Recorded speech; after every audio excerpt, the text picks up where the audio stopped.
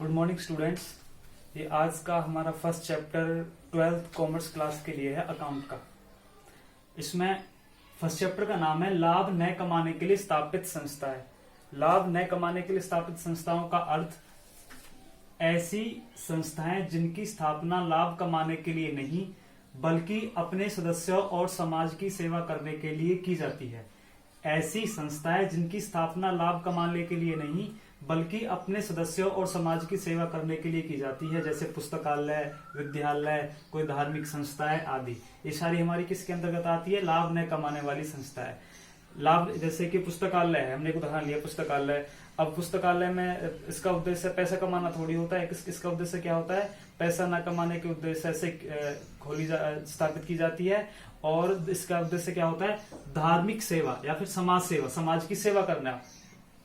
Next, जो हमारी लाभ न कमाने वाली संस्थाएं होती है, मान लो हम एक उदाहरण लेते हैं, एक प्राइवेट कंपनी है। अब प्राइवेट कंपनी हमने स्थापित की, उसके लिए स्थापित करने के बाद बहुत सारा खर्चा होता है। उसके बाद हम क्या करेंगे? उसमें पैसे लगाएंगे। उसके बाद हमें उसको सारा रिकॉर्ड रखना होता है कि कितना पैसा हमारे पास आया, कितना गया, कितना लेन देन, सारा कुछ। ऐसे ही कितना प्रॉफिट होता है। ठीक उसी प्रकार जो लाभ न कमाने वाली संस्थाएं होती है उनका भी हमें सारा रिकॉर्ड रखना पड़ता है। वो कैसे रखते हैं?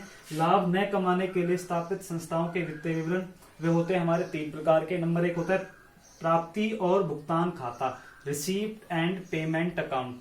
नेक्स्ट नंबर 2 आय और व्यय खाता, इनकम एंड एक्सपेंडिचर अकाउंट।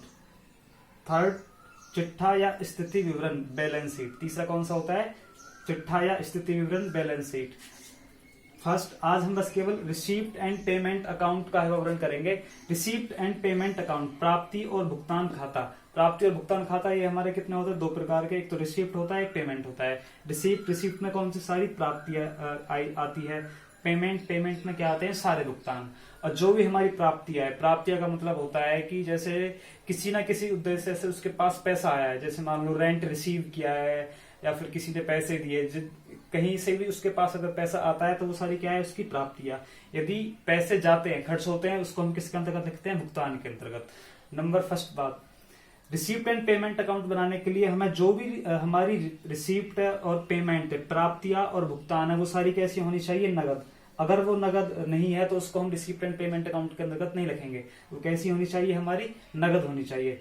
दूसरा, चालू या आगामी वर्ष या पिछले वर्ष की जो भी हमारी प्राप्तियां या भुगतान होते हैं वो या तो चालू वर्ष का मतलब है जो साल चल रहा है, जैसे हम उदाहरण लेंगे 2020 और 21। दूसरा होता है आगामी वर्ष, आगे आने वाला वर्ष 2020-21 के बाद जो अगली साल आएगी, या फिर पिछले वर्ष का जो पिछली साल का होता है, मतलब जो करंट ईयर चल रहा है वो तो होता है हमारा चालू। जो नेक्स्ट ईयर होता है उसको हम बोलते हैं आगामी वर्ष, और जो लास्ट ईयर होता है उसको हम बोलते हैं पिछला वर्ष, पिछले साल का। ये सारे रिकॉर्ड हम किसके अंदर रखते हैं? रिसीप्ट एंड पेमेंट अकाउंट के अंतर्गत। अब हम एक एग्जांपल के माध्यम से करेंगे कि रिसीप्ट एंड पेमेंट अकाउंट हम बनाते कैसे हैं।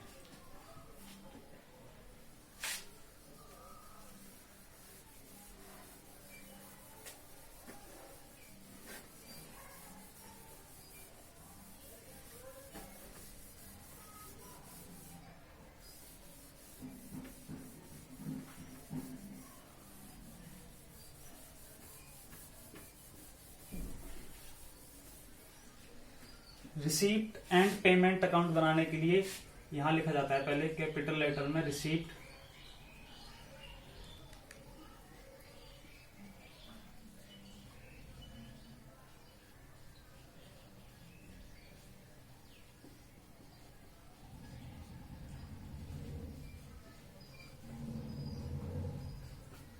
Receipt and payment account. इसका प्रारूप बनता है। इसका प्रारूप कैसे बनता है? यहां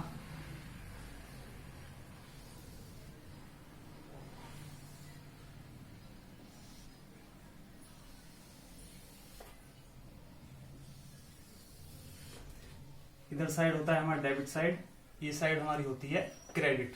ये डेबिट साइड क्या होती है? सारी रिसीप्ट, जो भी हमारी रिसीप्ट होती है वो सारी कहां लिखी जाती है? Debit side. क्रेडिट साइड हमारी क्या आती है? सारी पेमेंट। रिसीप्ट का मतलब प्राप्तियां, इसमें आती है हमारी भुगतान। ये सारी रिसीप्ट और पेमेंट। मान लो मैंने एक लिया है rent received, next rent paid, third salary received, fourth wages received. ये है।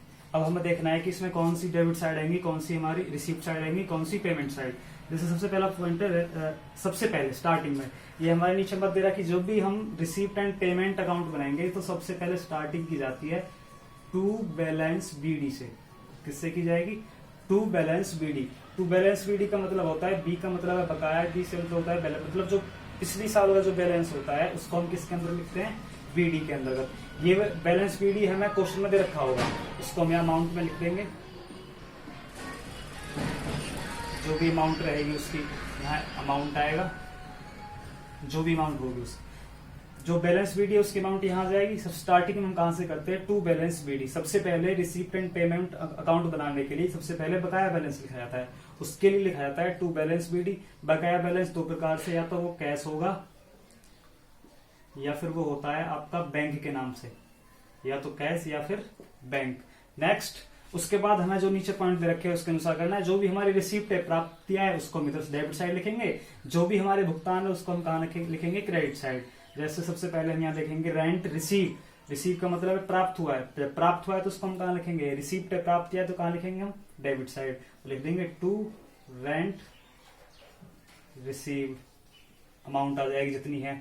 उसके बाद रेंट पेड, किराया चुकाया है। किराया चुकाया है तो भुगतान करेंगे, भुगतान करेंगे किधर साइड आएगा? यहाँ पेमेंट, भुगतान साइड आएगा। तो पेमेंट साइड क्या लिखेंगे? बाई करके, बाई रेंट, जितनी उसकी अमाउंट है।